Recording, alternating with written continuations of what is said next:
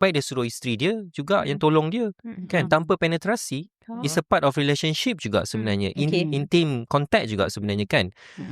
Tapi kalau misalnya dia tengok porn, dia masturbasi, is something wrong there, walaupun dia dah kahwin With sebenarnya. himself. Yes, with himself. Sama ada dia sebenarnya bisexual ke? Kan, porn yang dia tengok tu mungkin mungkin juga homosexual, everyday kita tak tahu. betul, Kan? it's something to find out lah Something kan to find kepada out. pasangan-pasangan di luar sana. Ya. Betul. juga. Tadi kita minta producer kita, tadi kan dia ada pancarkan sesuatu soalan dekat thread tentang orang yang mengatakan suami ajak bersama sekali seminggu tapi dia penat. Sekali seminggu pun tak Sekali seminggu tak nak. pun dia penat.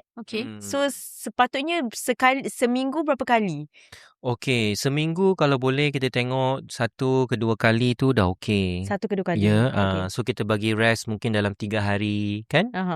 Untuk stimulate balik desire, libido kan? Ada yang pasangan yang hari-hari.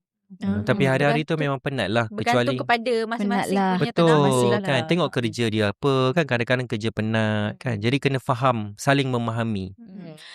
Mitos popular yang kita dengar, doktor, onani tu menyebabkan mati pucuk, kurang tenaga batin. What's your take on that? Yes, saya setuju benda tu. Okay, onani tu sebenarnya, okay, at one point bila dia terlalu rough, terlalu kerap sangat dia buat, okay, dia bagi kecederaan. Misalnya saya sebut tadi, cengkaman tangan, penggunaan alat-alat seperti sex toy kan, dia bagi kecederaan lah.